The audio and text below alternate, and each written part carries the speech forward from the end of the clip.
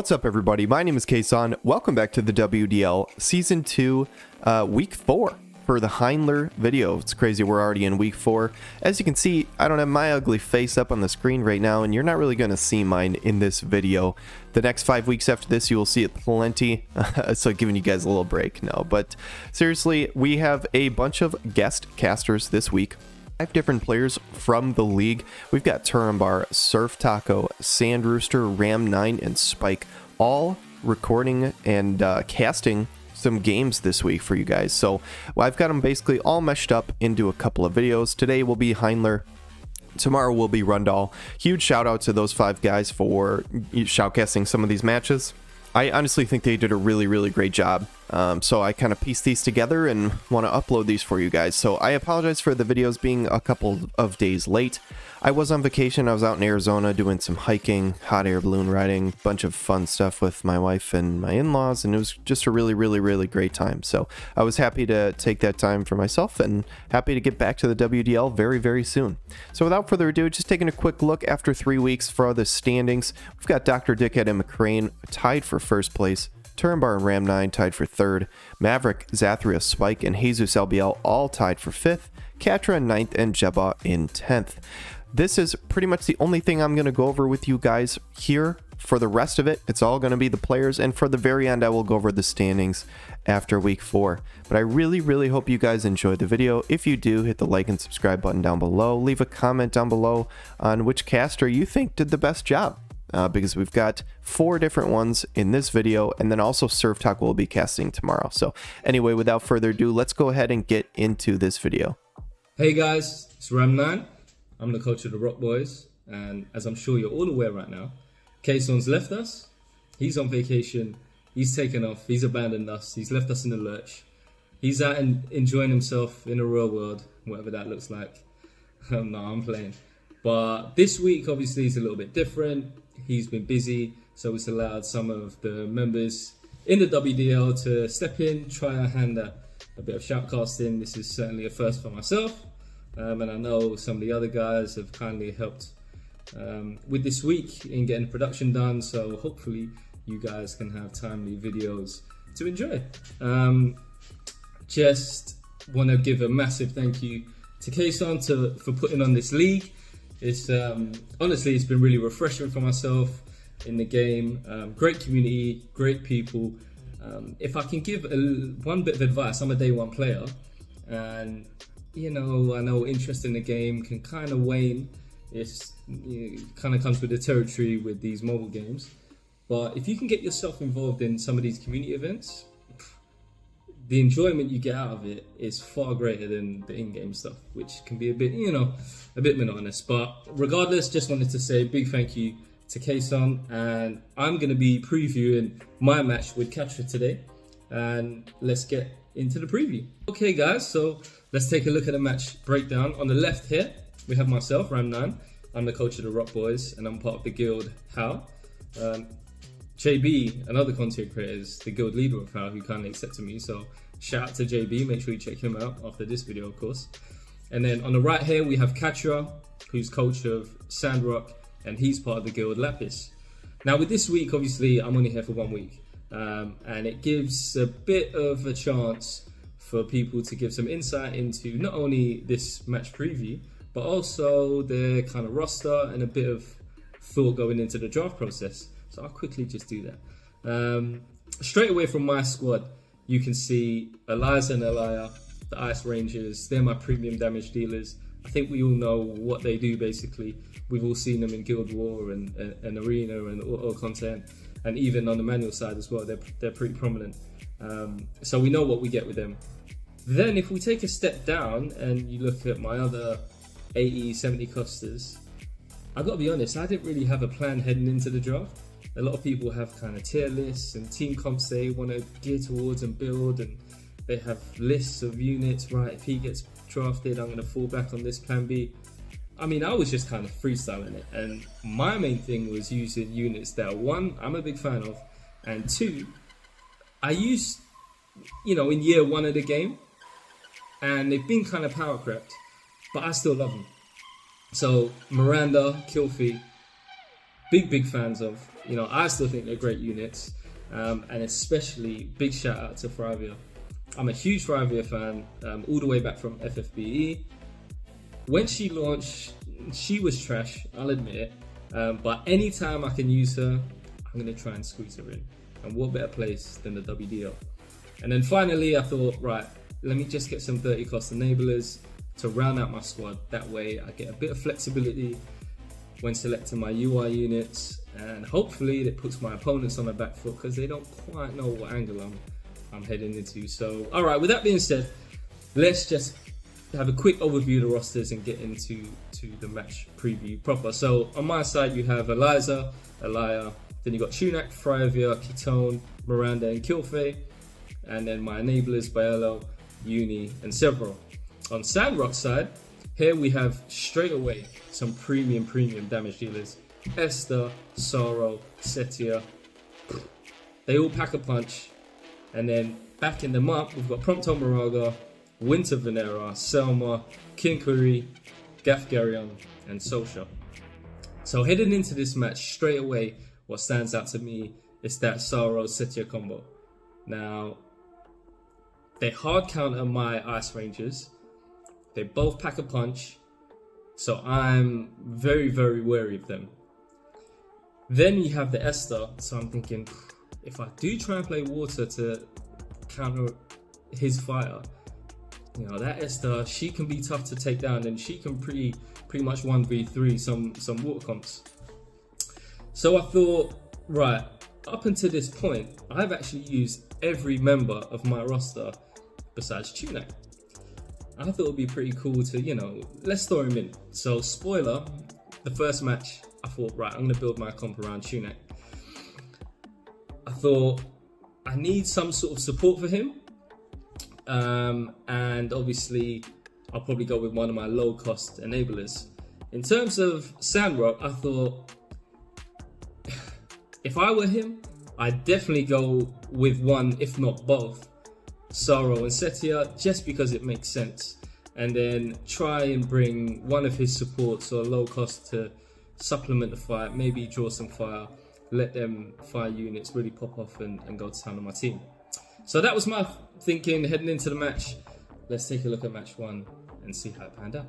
Okay guys, so looking at the preview screen, I mean, it's no shock to me.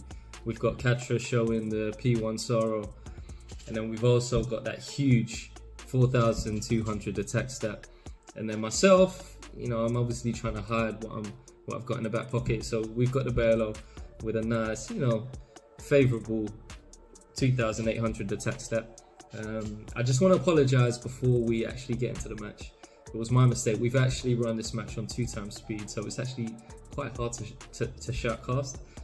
So yeah, just bear with me with that.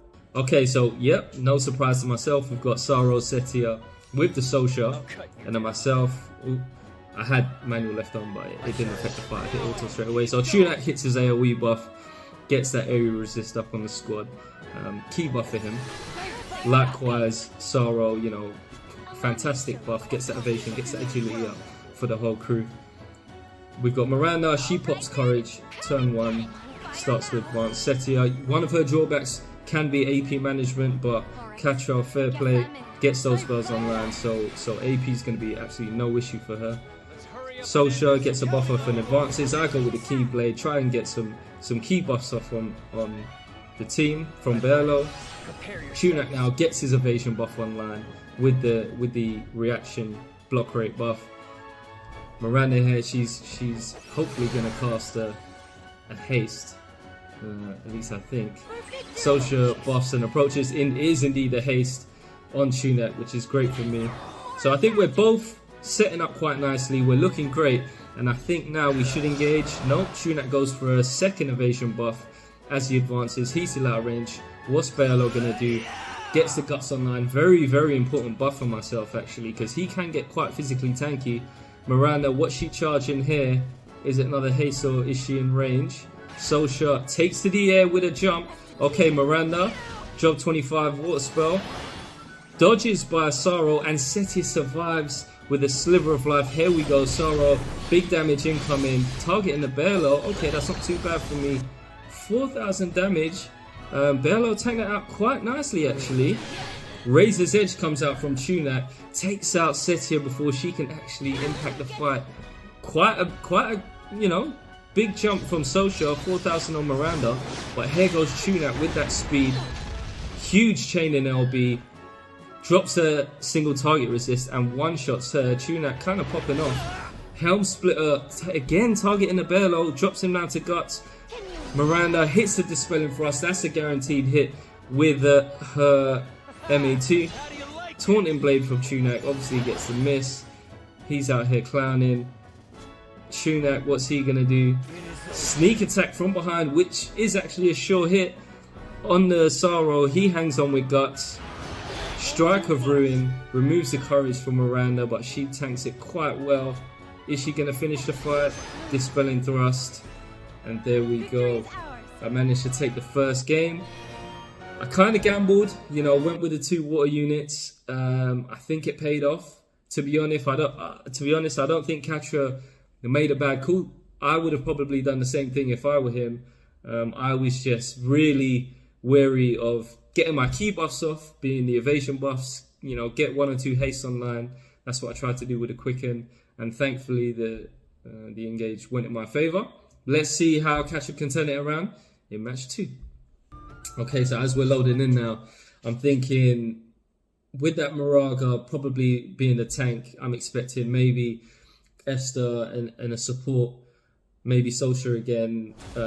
But no, as we see, we have Selma, so she's probably going to be looking to haste the squad and get everyone online. Me, I've gone with Kilfie and my ever reliable Miranda. Kitone, beg your pardon. She gets re-raised off and advances again. Very nice opening move from Sorrow. He gets his agility and evasion buff off. Killface charging the spell. Miranda gets that Guts online. Selma, she goes for an AoE buff. I thought maybe a haste was going to come out, but maybe he has something else in her mind. Moraga gets his Guts off. Likewise, Sorrow, he gets his Guts and damage steroid off. Kitone, is she in range? No. She gets her evasion buff off, which is quite good for me, so she's good to go. She's set up. Selma, what's she charging here? Surely this is a haste. Killfade. Right, she actually got her physical shield up, and that skill right there is a bit of a damage amp, bit of defense, and it also gives her some HP drain. Miranda, what she casts in. Taunting Blade comes out from King Moraga. Yep, he does catch a haste. Miranda fast cast on herself, so now she's hasted up, gets some unit target resist as well. Okay, LB from Sorrow on Killfade. Can she dodge it? No, she can't, which actually surprises me because her evasion is quite decent, especially with that buff. Sorrow, hella accurate. Killfade with the Drain Force, heals back up, but not quite above the threshold. Miranda, what's she charging? Her Job 25 water spill dodges from Sorrow and doesn't pop the guts on King Moraga. Now Selma misses Killfade. Killfade with an energy buster, sure hit, pops the guts on King Moraga. Sorrow's taken down a bit. King Moraga attacks Miranda, not much damage. Crimson Cuts, wow, takes out Kitone. Kitone with the re-raise comes back. Miranda, what's she gonna do? Charges another spell. Is it another Wateraga? Takes out King Moraga. Sorrow with the evasion buff. Kitone with a sure hit, paralyzing edge. That's one of the updates to the soldier job. Unavailable pain.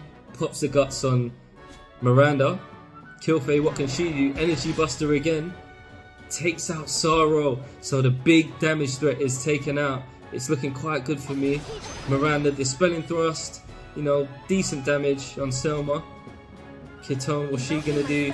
Gets her buff online. Advances, surely Killfade's gonna wrap this up. Oh no, magic reflex from Selma. She's trolling. Her turn's coming up, what's she gonna do? Unavailable pain. Takes out Miranda, she gets a kill on the board. Killfade steps up, paralyzing edge. And there we have it. Returning now.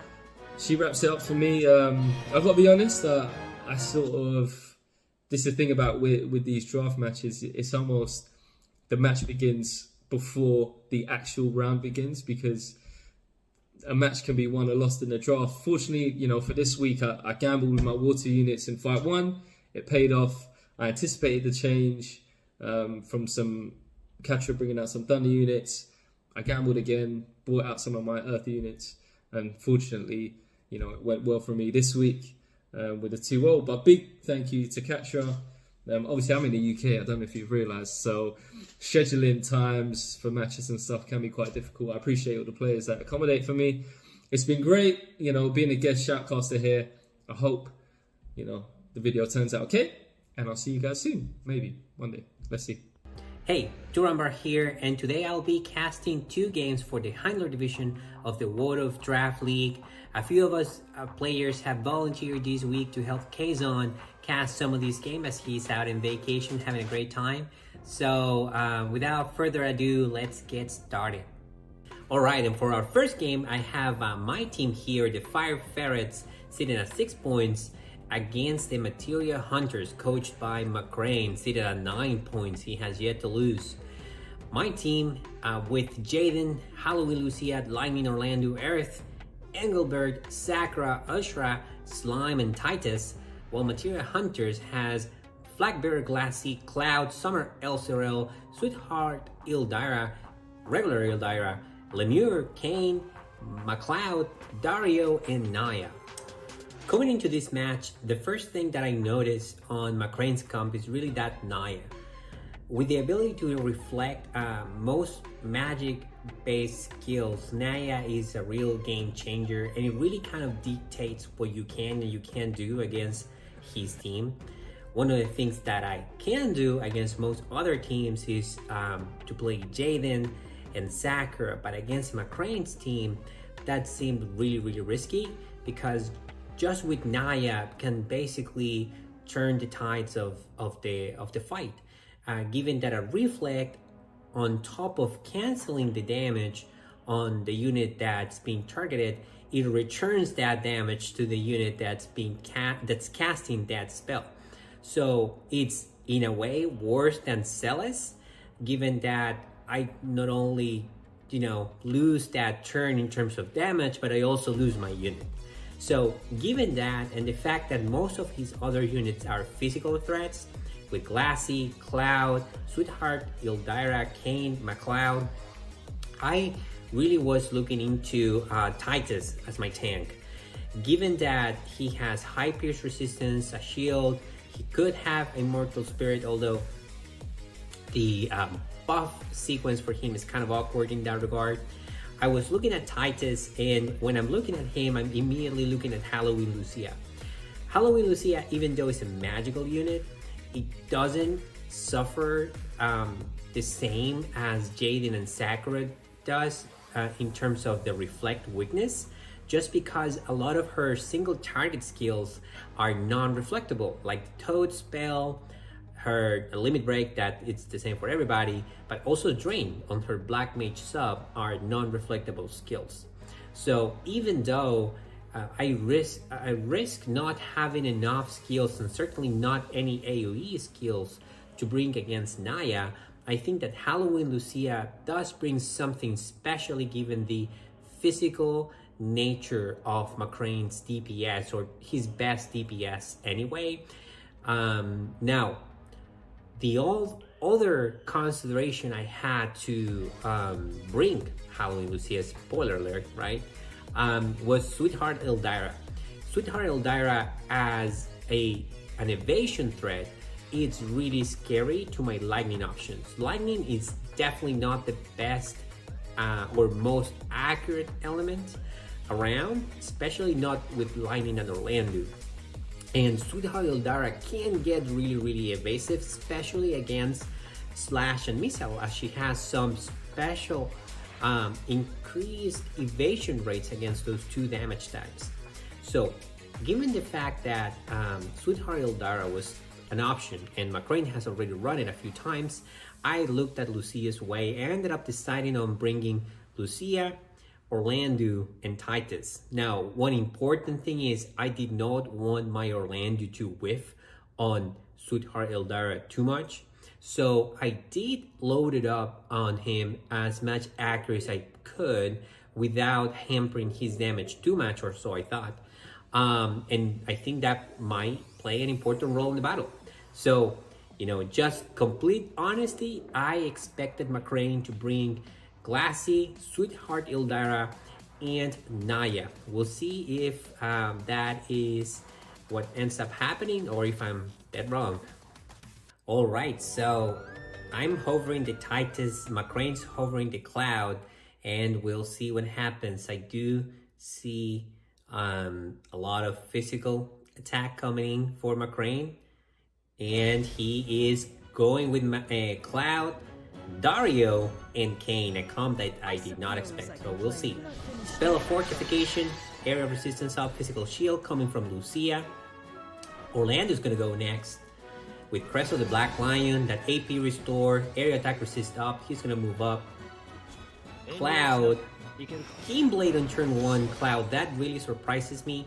I don't know how much does that do in terms of turn order, but yeah, Dragoon's Pride coming from Kane using his own TMR, getting that haste, that move up, that's really key. And Dario is gonna go ahead and cast Taunting Spellbind, getting the Immobilizing my Orlando. That is really unfortunate for my Orlando. And we'll see what happens if that plays in the result of the game. Titus getting his shield up, Pierce resistance up, and Kane using a launch, that's a slash type attack, getting around that Pierce resistance. Now Cloud is gonna limit break my Titus. I really expect he survives here. This is gonna break his shield, and he's gonna chain, and he's gonna barely survive. We'll see Lucia Pat Food, that's Saros TMR getting that haste, that hate down. Orlando's gonna go next, and it's gonna crush armor, defense down, 4200 damage. Dario takes that pretty well. That did crit. We'll see with Kane what's going on. He's gonna auto attack and take down Titus.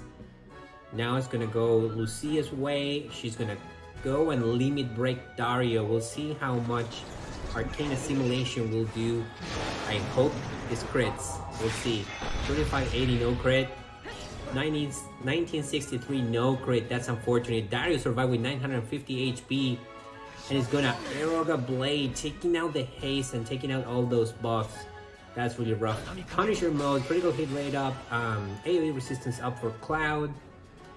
Next is Sid. He's gonna finish up Dario, I think. Crush armor, yep. Way more than enough. That's just not great. The positioning here is just unfortunate. He could have moved up and cast the limit break on everybody. Kane is jumping. He's gonna hit both. And he's gonna kill Orlando. And now it's uphill battle for Lucia. Toad Spurs. 4786 no crit, 2730 no crit. Cloud hanging on with 1000 HP, and he's gonna cross slash. 5000 damage, paralysis, and Lucia is down, and I lost that game. So a little recap on that game 1. Obviously, MacRain did not bring anything that I expected. Like, his comp was entirely different. He went with slash stacks. Obviously, he expected the Titus. He read me like a book, and his team just decimated mine, honestly. I think there was a couple key plays that really decided that battle. One was the fact that Dario immobilized my Orlando very early. The fact that he could not work his way around to try and cast an AoE when he was going to finish Dario made him basically waste a ton of damage on Dario, since he just crushed armor for 6k and he had like 950 HP left. So instead of that, he could have just moved a little bit and limit break on to, I don't know, Dario and Kane or something like that, and maybe that would have bring something else. He also didn't crit on no, Lucia didn't crit on Dario, and that made him survive. Then I believe Lucia also didn't crit on Cloud. Crit evasion obviously was something that MacRain built up, even with the buffs. Like we saw the Punisher mode. I guess that doesn't that increases crit rate, not crit evasion. But anyway, I'm pretty sure crit evasion was something that he built. These units are not naturally very crit evady, given their luck levels. and I was stacking crit hit and dex. So that props to MacRain. That's amazing build, and we'll see what can I do, what we both do for game 2. All right, games 2 starting, and I'm hovering the Titus again. He is hovering Naya, so at least one unit that I did expect to see on this series, I'm seeing right now. I did switch up. I'm going with Lightning, Orlando, and Titus, while MacRain is going for something that I did not expect, LEMURE, Glassy, and Nine. So Lightning is going to cast her accuracy buff. I did this because I did not know if the physical threat was Heindler or not. He ended up going Glassy, so that really is not a good play. Glassy is going to start with her own physical Magus Shield. LEMURE is going to go next. She's probably going to go and cast Hestagia or Hestiga, whatever it's called. Now Titus is going to go with Saintly Fortress. Orlando already casted his single target buff. We'll see what happens here. Yep.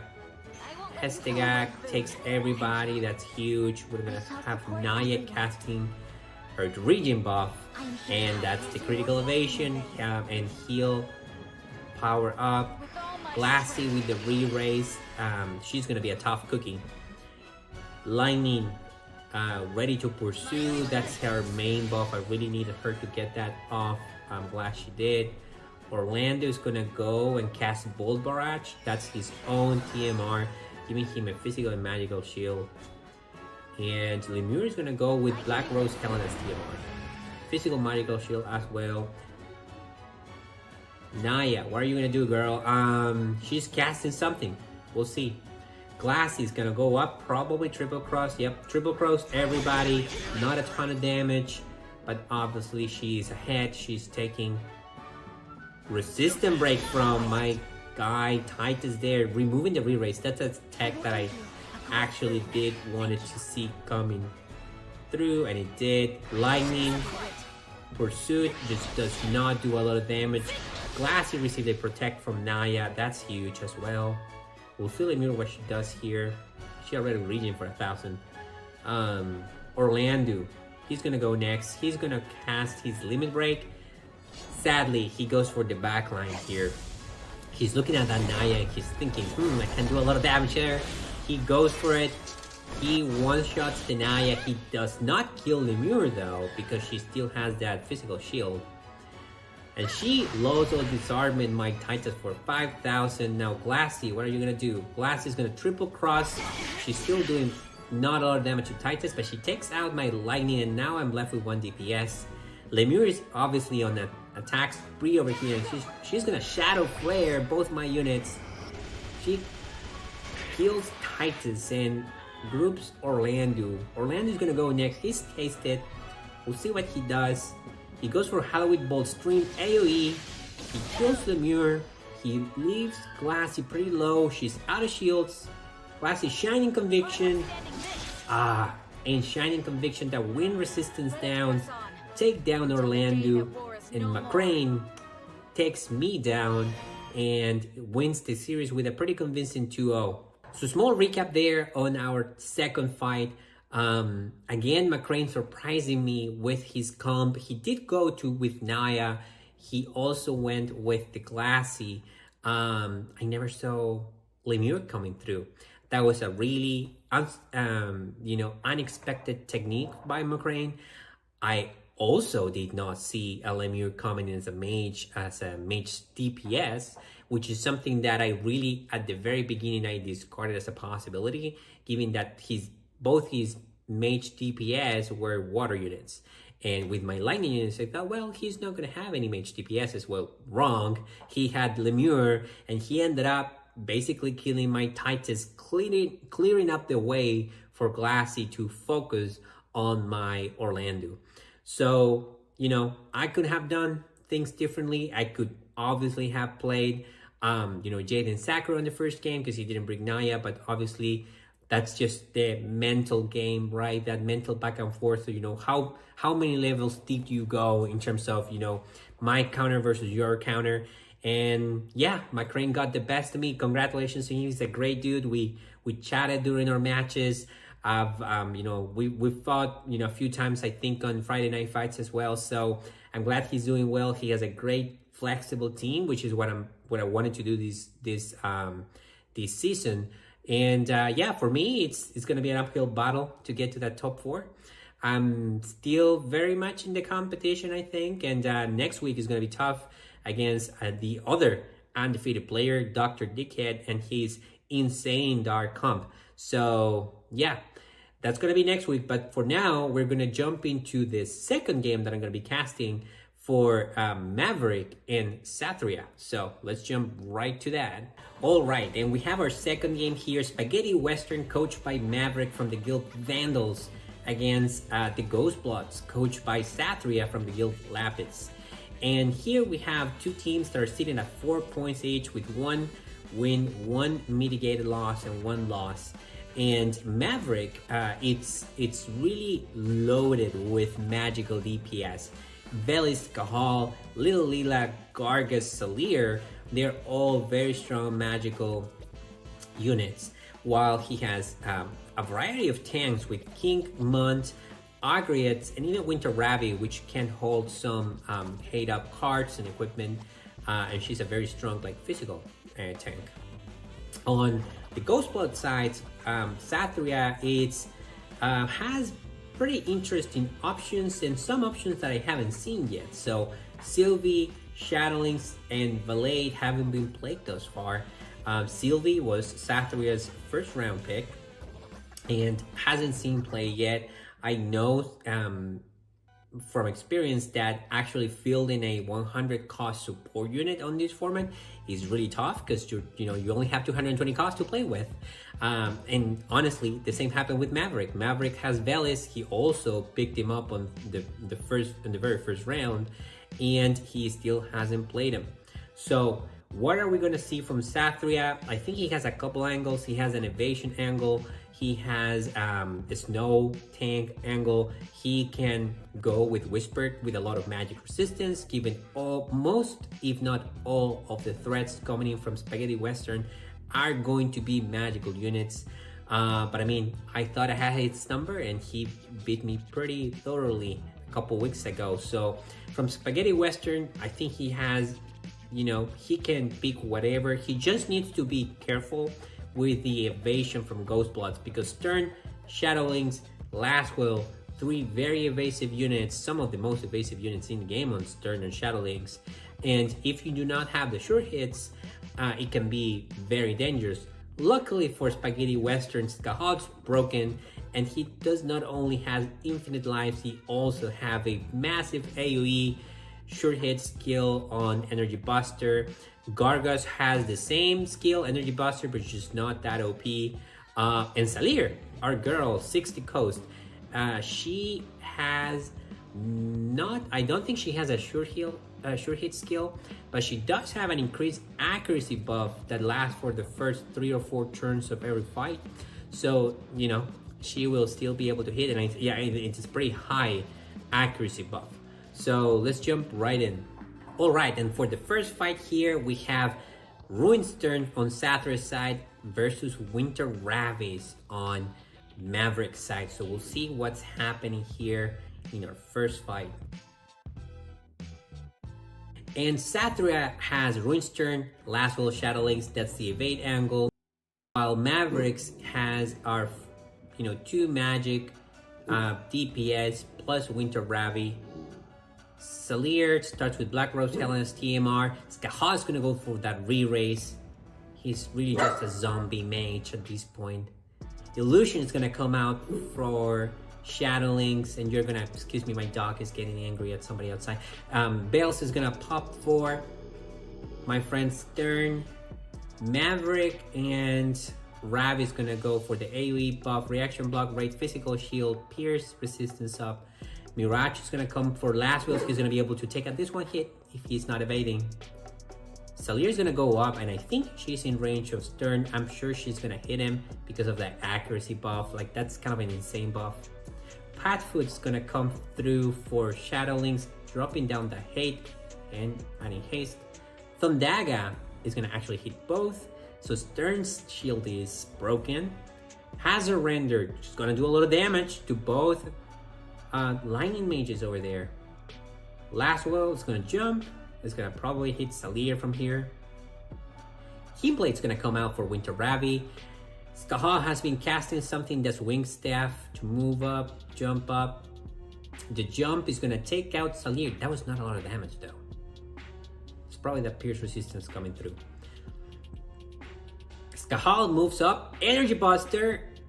Yeah, I mean that takes both Shadowlings and Stern. Shadowlings does have an AoE resistance buff on her master ability, but that was popped before. It only lasts one hit. Oh, Laswell going for the backline. Backline hate. That's the only reason why he wouldn't have just killed Skahal. And Skahal drops the sure hit bomb. And that takes the fight for Maverick. Alright, quick recap there. First fight, Evasion versus Energy Buster. That was the name of the game. The really key difference there was the hate on Ravi. I don't know if she was running both. I didn't really check on her movement or not, but she was definitely running hate because there was no reason for Laswell to skip Skahal over hitting Ravi on that range and with that AP. So backline hate, it works sometimes, especially when your units have long-range single target skills. It can really mess you up, especially when they lack diamond skills. And units like Laswell's, he doesn't really have any diamond AoE skill that could have just hit both Ravi and Skahal. So if he was in range of the backline hate unit, he was going to use it, and that, you know, basically cost Xathria the game. So we'll see what they do. I expect Xathria to change it up, and you know, Maverick's probably just gonna keep the same comp and see if Xathria can beat it. So we'll see what happens, and let's jump to match 2. All right, and we're getting started here. Second fight between Xathria and Maverick, and we have a Sylvie. Sylvie has appeared against Winter Ravi. I think Maverick is probably just running the same team again. And Xathria, though, has brought up Sylvie for the first time. Shadowlings and Whisper. Okay, so Whisper with that magic resistance, I think that's a very good play. We'll see Shadowlings coming out with Illusion. She's just hitting Whisper here. We'll see what happens. Maverick, the same team. Race of Eternal Friendship, Black Rose, Helena TMR, Physical Shield, Magical Shield, we saw that before. Skahal with Zombie Transformation. Re-Race is up. And let's see here, Infiltrate Endurance, same buff rotation from the first fight. Let's give it our best. Sylvie. Prayer of Half Restful Oaths. Defense Spirit up, debuff resistance up. Okay, Whisper. Haunting spell, hate up. She's out of AP, but she's ahead of the team. She's gonna take a hit first. Illusion's gonna come out for Shadowlings again, so you know, double buff. That's kind of what we expected to see because she just casted on one person before. Thundaga Disposer with a massive hit on Whisper through all that magic resistance. Oh, so freaking good. And now Winter Rabbit's gonna follow up with Limit Break. Almost 4,000 damage. She's not dead, but Salir's still casting. That casting time could be key because Sylvie's gonna make a wish and is gonna heal Whisper back up, also adding that physical and magical 50% shield back on her, 7,500 HP back. She's gonna take this hit from Salir for sure. Flare Suppressor is gonna come, he's gonna break the shield, but it's only gonna do 2,500 damage. Whisper out of AP, she's gonna auto attack Ravi. Ravi's ahead this time. Salir is gonna move in and it's going to cast something. Shadowling's hand on Ravi again, that haze showing up. Salir with a Thundaga on Whisper, 3,900 damage. Thundaga Disposer, 6,500 damage, takes out the Whisper. Shadowling's critically evades. Shadowling has still not taken a hit here. And Sylvia's casting a full life. We'll see. Winter Ravi misses on Shadowling's. Full life goes on Whisper. It hits. Whisper is there, gathering hate again. Salir's gonna cast something. She moves out of the way. But Shadowling screams within the dream, breaks that shield. Bolt Surge, 4,900 damage. Unit type resistance out for. And then Thunder, unit single target attack takes out the I'll take care of you. Sylvie. Whoa, Sylvie. Clear Paladin strikes takes out Winter Ravi and Sleer. Debilitating counter coming in. Shelling CN, 4200 damage. This is getting close. What is Skahal gonna do? Thundaga Disposer of Sylvie, 9200 damage. She's dead. She does not have re-raise on. Let's see, Shadowlings, CN, 3800 damage. He's out, but he still has re-raise. Now he basically is the sure hit. He does not have the accuracy to hit her with the Thundaga Disposer. I shall end you. Energy bolt, 3500 damage, yep. And now Shadowlings is just gonna walk in. Debilitated counter, misses. 2300 damage, and Skaha is dead. And Xathria has tied up this series with a win. What an amazing game. Shadowlings basically did not get hit all the way until the very last energy buster. Basically, Shadowling has a 40% extra AoE resistance while she's still in the battle and hasn't been hit. So energy buster being a sure hit skill that's also AoE, one of the rare ones. The first time that it hit her on that very last turn rotation, it only hit Shadowlings for like 3500 damage, and we know Skahal is an insane magic DPS. That's the reason why, because she had evaded everything until then. So Shadowlings kind of like dancing around on the back line was key there for Xathria's victory, but obviously also Sylvie with that massive hit taking down both Ravi and Sleer, thanks to not having any heals turned on. Like that was so. I love when that happens, when they let Sylvie fight and just, you know, dish out damage. She's not just a healer, she is also very strong DPS with strong penetrations. So very glad that we're seeing a 3-game series. That's always exciting, and we'll jump to game number 3. All right, we see Sylvie again, and now Gargus. Maverick exploding that total magic. There is no Winter Ravi now. We have Gargus, we have Sylvie, we have ourselves the conclusion to this series. So we'll see what's going on. Xathria bringing the same team. Maverick busting out my friend Gargus with Skahal and Sleer. Okay, that is Dark Venus DMR on Sleer. She's gonna get casting time down. I'm pretty sure Maverick saw the casting time on Sleer, hurting him last fight. I cannot let you leave here again. Zombie transformation on Skahal. Really, that's his best DMR. There's really no other option that is as good as that. Vargas is gonna be rocking that Black Rose Helena TMR. And we'll see what Sylvie has. Oh no. Clever Paladin strike. Sylvie got baited. She just did. The position of Maverick was essential there. Conscious Dog's gonna take out Sleer, but that's not what you want your Sylvie to do. You don't want your Sylvie to be at the front line on that battle, especially without re-raise.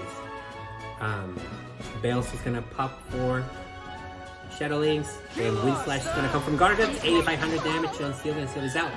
And there's no way for her to come back. This is 2 versus 2, but it's not very balanced. Thundaga Disposer is gonna crush Whisper, and now Shadowlings needs to pull out the 1v2. She's a good unit, but yeah, 4000 on Skahal, it's not gonna cut it, especially these two with 2 sure hit skills. Bursting Light is gonna take out that AoE resist, 4000 damage, and now Bursting or Energy Buster from Skahal is almost gonna cap damage. Shadowlings and Xathria is gonna take the loss there. Congratulations to Maverick. That was a great game. There was a couple things there that went wrong for Xathria. The main one being that Sylvie that just got baited. And honestly, all the props really go to our friend Maverick, because he started his units on the very, I think, on the frontmost of the map. But, you know, we can do initial position, of course. So the way that he positioned his units made it so that Sylvie was in range in turn 1, and she didn't even have the chance to cast re-raise on herself. So, I mean, that was the entire game. that was it. And the fact that he had Kargas and Skahal both with short hit skills just allow them to just 1-2 that Shadow Links out of her AoE resistance buff. So yeah, that was the game.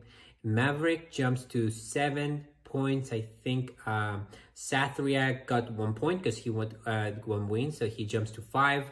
And it's, you know, Heindler is very competitive. It's a lot of good teams, a lot of close fights. I'm really excited that I had the opportunity to do this. So thanks, Kazon. I love the opportunity. I hope this comes out all right. And yep, you'll have a great rest of your day. Enjoy the rest of the fights. And yeah, see you later. Hello everybody, I'm Sand Rooster. And yes, that does sound incredibly strange when I say it out loud. I will be helping Kason while he's away on holiday to guest cast this week. This match features the Sappers, coached by JEBAW of the guild Rebirth, and the Strawhats, coached by my friend and co-guildmate JesusLBL of Get Swifty. Right off the bat, the Sappers are bringing in Perrine, Mashari, Urel, Resnick, Stern, Victoria, Marielle, Ravis, Revelka, and Ramada. And if I mispronounced any of those, it's because I don't often say these words out loud. The Straw Hats are bringing Elena, Soderly, Black Rose Helena, Locke, Titus, Raychez, Yuna, Cyrell, Ryryu, and Mia. What are we going to see in this match coming up? If I had to guess, I would say the Sappers are probably going to present probably a more offensive-oriented team with Perrine, Victoria, and Ramada, potentially. Or we might see something new, like UR Stern, who I don't think I've seen since the first year of the game came out. Or perhaps some sort of sustained composition featuring Resnick. From Jesus and the Straw Hats, I think that we can expect to... Potentially, he might try to test the Sappers with a full light evasion comp featuring Starlight, Elena, Locke, and Mia. Or he might move into a more bruisery range with his water options, like Titus, Raychez, and Yuna to back them up. I don't know that we're going to see Soderly in this game, but we'll find out. Let's get into it and watch game 1. Right away, Jesus is showing Mia and JEBAW is showing Revelka. So I think I might have been on point with the evasion comp, but we'll see. Loading in, playings 3. I was right. Full evasion. Mia, Elena, Locke. But on the other side, we've got who? I didn't see it. Revelka, Resnick, and UR Stern. Like I said, the first time we've seen him in years. He opens with the Revitalized. Did not see what Revelka did. Here comes Locke. He's on the left side. Boon of the Phoenix. Classic Locke opener. Probably I tempered my resolve. Going in with the extra lives. Let's see. Resnick, last to act, is channeling something. Probably defense and spirit buff. Mia barely moves. Clearly has... Oh, there it is. Yep, Mia clearly wearing the bow tie. Here comes Revelka. Deflagration Blast, which does not actually score that much damage. Here comes Hazard Spirit. So you are starting doing a little work hurting himself there. Camouflaged Combat. Is that a TMR? I don't remember ever seeing that one before. Evildoers Beware. So we've got extra lives, we've got evasion. Here comes Mia, hopefully trying to land a charm, but does nothing. Resnick's going to step in and probably buff again unless she's got an aggressive AI, which it looks like she does. She's got the Arithmetician AI, which means we can expect some kills to go on the board for her. Here comes UR Stern, and he's run out of buffs.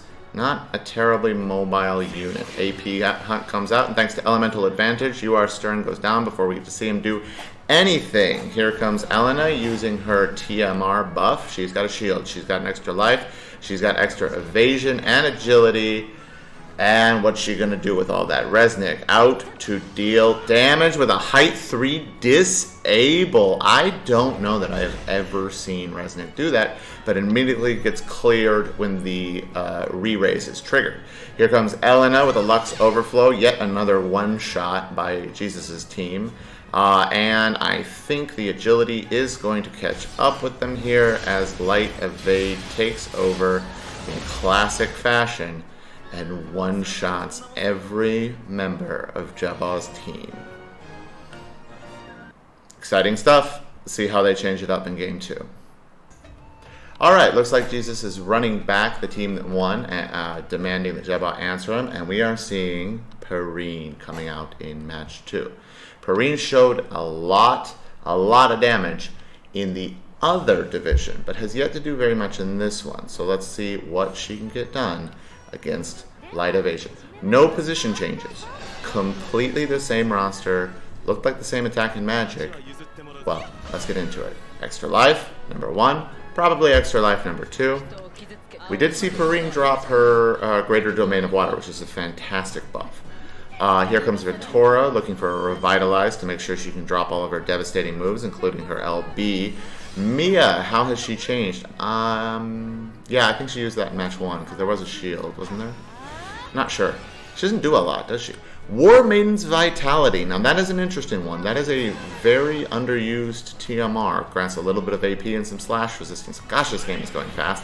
Did not notice what Perrine did. But here we go anyway. That's the evasion, and here comes the evasion buff again. So they are dodgy, and they have extra lives. But every single member of JEBAW's team here has a 100 hit. Because they have been updating these jobs, and a lot of these jobs picked up 100 hits in their kits. They're not the best ones, but they can get the job done. Sharpsfield Tranquil comes in, quite a good buff, lowering her hate. Not sure what that's going to do here. And limit her off. Wait a minute, what? She's just looking for raw agility. That effect range doesn't mean anything. Okay, AP Hunt comes out, not a lot of damage. Right, of course. We've got a full negate shield from Victoria. Iridescent Blade combos off of that. Full chain. Down goes Ramada. Not looking that great. 3v2. Here comes JEBAW. What can he do? We've got a Paralyzing Edge. That is the 100 hit from the Soldier subclass. Takes her to an extra life. Subjugating Fist comes out, and that is life number 2. Down she goes. 2v2. Here comes Mia. Unfortunately, Mia, not the best member of a 2v2, but Locke gets a lot done. Sky Mirage Dive came out, it one-shot somebody last game. What can it do against Victoria here? Doesn't quite get there. She's bulkier. Here comes Perrine, looking for kill number 2. Gonna get it on Mia. Alright, we've got Victoria. Paralyzing Edge comes out again. No status effects land, but that's damage. Still got to get 2 clean hits to take that lock down. It's starting to look like he will, because Perrine is not taking very much damage. She has a lot to dish out in return. And she's got 100 hit in her kit, so you're going to have to take her down right here, which you didn't do. And she just healed all of that damage back away. As long as she's got IP, which she does, here comes one last Subjugating Subjugating Fist. Very tight there, actually, though. She could have potentially run out of AP, but I don't think Locke's damage alone was going to get there. That's the end of game number 2. They're now 1-1, and we get to see where they take this in game 3.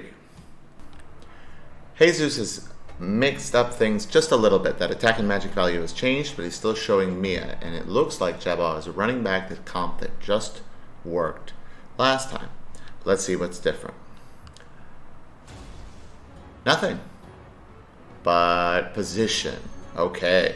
Mia is now hugging on the left and keeping company with her 2 carries. Let's see how that changes things up for the light team. We've got the extra lives, as always. We are going to probably get a Greater Domain of Water. Fantastic. Followed by... Oh, Mia is going much quicker with Affinity. Limit her off. The most pop... Oh, she's moving much faster. That is not a bow tie. That is a full 4 movement Mia. Okay, AP Auto Restore on, and... What? Did Mia just tank that Nighthawk? Now, she didn't get a chance to use War Maiden's Vitality, so she's going to be a lot less tanky this time. Here comes no evasion. getting the shield up. So she must have turned that buff off. And Locke is going to get his evasion. Okay, attack and evasion. Not ATMR, I guess. I'm not very familiar with Locke, but here comes a charm. Miss. Ramada having none of that. Okay, but Victoria and Perrine seem pretty far away. Here we go. Swift changed the TMR and did get a chance to use it, I think probably because of range height. The second instance of the limiter off comes out despite the fact that there are no ranged units. Here comes the limit break. Everybody's phone stays intact throughout, and gosh, she's chunky. She tanked that really, really well for an MR unit. Okay, here we come with this. Oh, 9,753 damage without a crit. That's what chains can do to you, folks. Another steel heart, and Victoria says, that's my move. She's coming in now, and not going to mess around with charm. Just going to take the Mia out. I'm going to say Mia probably did her job there. Here comes the subjugating fist, taking him to his extra life.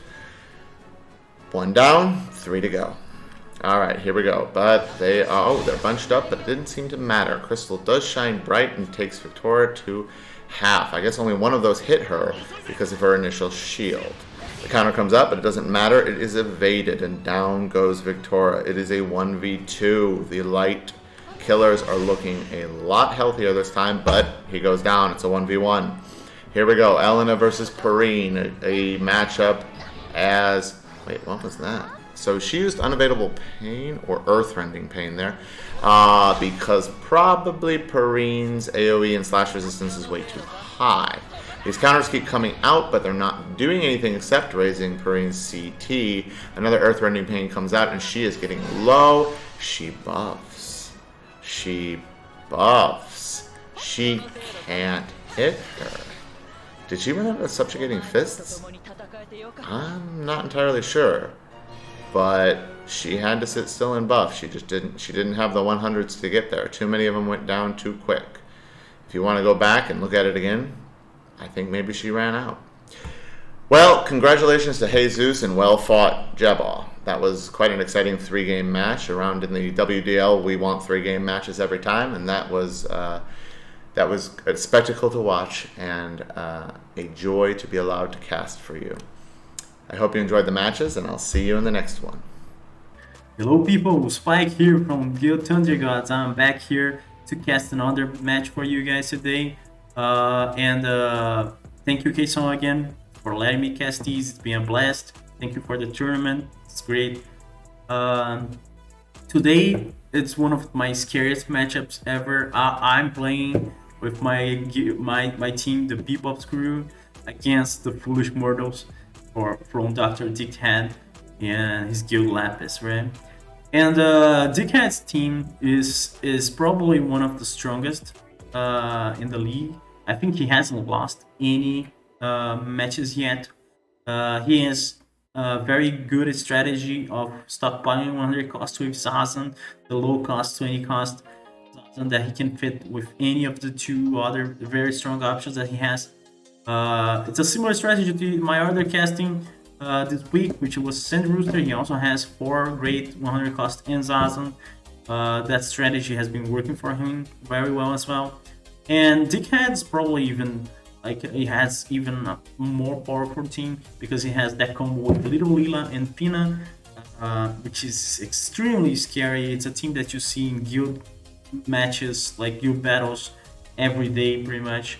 And he also has Ibarra and Nastrius to complement very well. Ibarra with the magic damage and Nastrius with his incredible physical damage. But at the same time, he hasn't needed to use them because his Dark Comp has been doing work, mad work. Hasn't lost any matches with it. And that's what I'm expecting going into this match. I definitely did not expect him to use anything other than and Zazan. That was what I was preparing for. So my mindset for this match was I have some very good single target units, and both Fina and Lila have very they have a weakness to piercing damage. So my thought into it, I brainstormed a lot of things. I thought about going magic to have some very heavy single target damage attacks, because those units have very big area resistance. Fina just can't be taken down by area attacks, and I didn't think about bringing Salas in this match, because the damage would be just too high for her to soak, and she couldn't like take Fina's runic dispellable ability too. So I came up with something that I think was the best that I could for the match, and I hope you guys like it. Let's go for it. And here we have it, just the matchup that I expected. It's basically the Leela with the 1800 magic. It's most likely Fina and the Zazen giving a little touch of attack over there.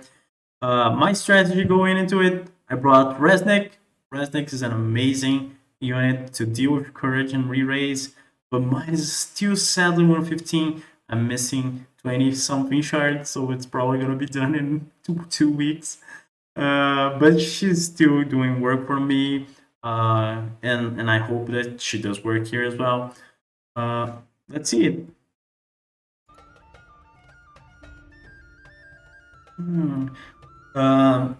This match, I thought it would came up to damage, to dealing damage, and enough damage to break the courage and re-raise in one attack. So I tried to stockpile a lot of attack, both my units and magic too.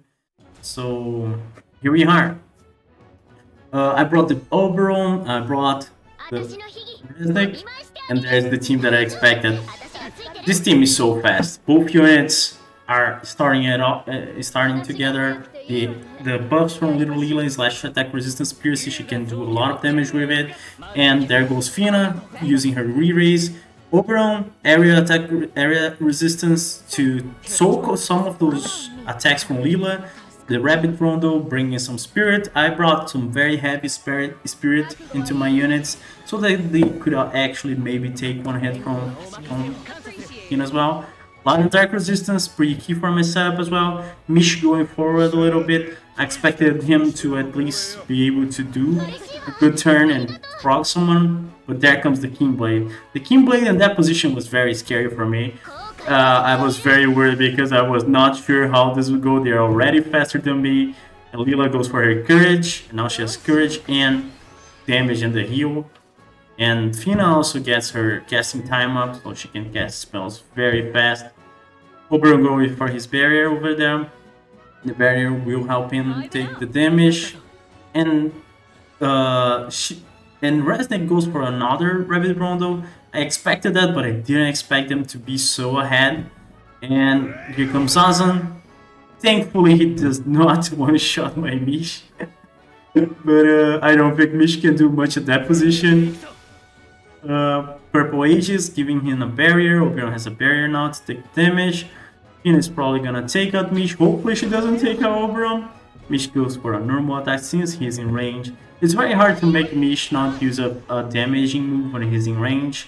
He dies over there. I wish he used Toad, but it's only one very evasive unit.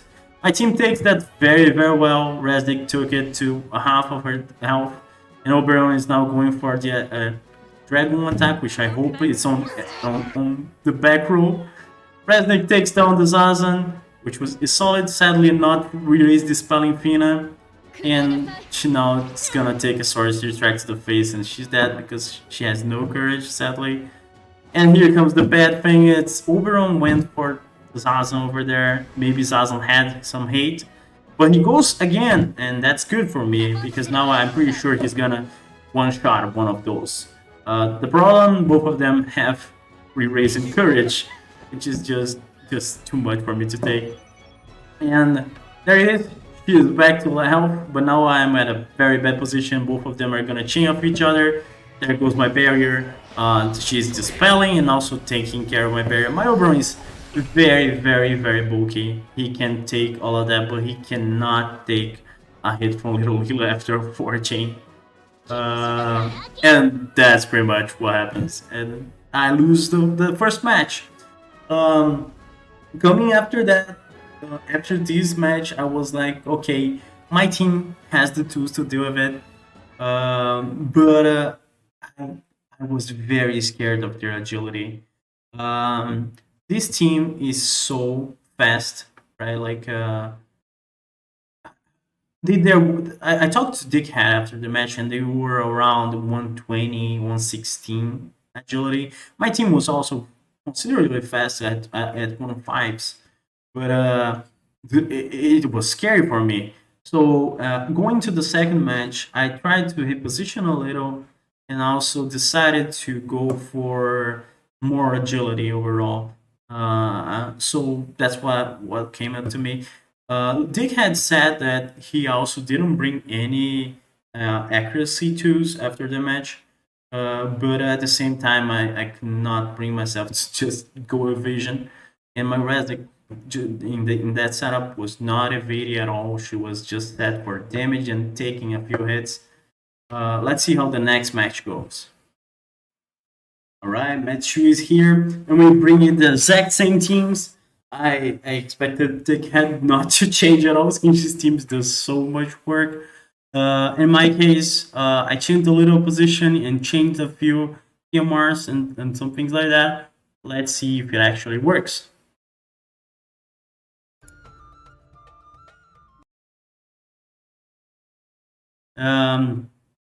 Such a scary team, man. Like, it's gonna be an interesting matchup if I actually get a Dispel on Courage and or Re-Raise, or if Misha at least can get a Frog. So the same rotation, same positioning from Dickhead. He goes for the slash resistance piercing buff and giving Lila a solid heal if she gets her courage on. Re-Raise, same rotation. And I'm on the other side right now. I tried giving myself a little bit more space, even though the spacing there was solid. The agility was just too much. So I gave Resnick little Lila's the bold TMR to give the party agility. That would make her go a bit more forward, and I hope that it doesn't messes her up. Mish is also right now in a good position to deal a Toad if his team is as fast as I expected in. The Kingblade goes the same way. He's gonna be very, very fast and taking a lot of turns right now. Courage for Lila and Magic CT down. So all the same setup from last match. Oberon going for his barrier over there. Wanna see me get serious? And Resnick now gets her courage, which is great, but at the same time she's too damn far ahead. An easy target. And she's not set for evasion. Luckily she does get a counter that, but that's bad for me because now she might get taken out of courage range from one attack. And there goes Fina, and Sorcery Shield just does so much damage. If she was full health, I expected her not to get the courage taken out. And there goes Wish. He is casting the frog, and the frog misses. Oh god, this was so frustrating. And Oberon finishes awesome, but now I'm very much sad for them to... Oh, Resnick goes first, right? Resnick goes first and one-shots the Fina. That was what I was expecting. She just deal with that. But since she can't one-shot Fina with the Re-Raise removal, she comes back to life. There comes Lila doing massive damage, killing my Mish. Sadly, she didn't get toted. And there is the same setup as last time. The chaining, the barrier break, but Oberon takes a turn. Can he actually deal with them? He goes for his limit break. And the limit break is gonna do a lot of damage to both of them, even though it's area attack. Yeah, and it doesn't proc the courage. Oh, that was crucial. Like not proccing the courage, even if I survived that, which I doesn't, it wouldn't have mattered. Courage and Re-Raise are so strong, especially when lots of courage and Re-Raise removal are area attacks, and these teams have so much area resistance, right? It's not optimal to just go for Resnick's area removal, which won't one-shot any one of them, and dispel the Re-Raise. So sadly, my positioning this time, even though I got more agility and I had enough to compete with them. Like I took turns faster. Oberon took a turn before Little this time. It was still not enough, mostly because Resnick went forward too much. The buff is a buff that is not cross-shaped, so I didn't expect that. I should have maybe used something different, like Astra's TMR. I thought that off after the match, but if I had used Astra's TMR, maybe I could have kept her back. Well, extremely well played for Dickhead. His draft is just amazing, and I congratulate you, Dickhead. Hopefully you do well in your next matches. Thank you guys for watching, and see you another day. All right, guys, I think that wraps up all of the matches for this week's Heindler video. I apologize I didn't get the graphics set up for the stat leaders, the kills leader, and the assist leaders and stuff like that. But I wanted to get these standings out and just talk about them very, very briefly. So after 4 weeks, we've got a two-way tie between Dr. Dickhead's Foolish Mortals and MacRain's Materia Hunters. Both teams looking incredibly impressive to this point. Ram9 and the Rock Boys, one of our casters today, picked up the win, so he's out sitting at 9 and third place all by himself. Maverick with the Spaghetti Western and JesusLBL with the Strawhats tied for fourth place with 7 points. Turambar and the Ferrets have 6, Xathria and the Ghostbloods have 5, Spike and Bebop's crew have 4, Catrah and Sandrock have 3, and JEBAW and the Sappers have 2. This division is incredibly tight. Again, you are trying to make that top 4 spot after the 9 weeks of the regular season so that you can make the playoffs. We have one more week until our 1-round supplemental draft, and that essentially just means that in reverse order of standings, every team gets to select one more unit to add to their team. It can be of any cost. It just had to be a unit that was available during our first original draft. So anyway, I really hope you guys enjoyed this video. I know it wasn't the exact same as they normally are. Like I said, I normally cast all of the games, but these guys did a huge help in doing this for me this week, and I'm really, really appreciative of them. So please be nice to them in the comments, and really hope to see you guys next week in the week 5 video. Super looking forward to it. You guys have a wonderful day.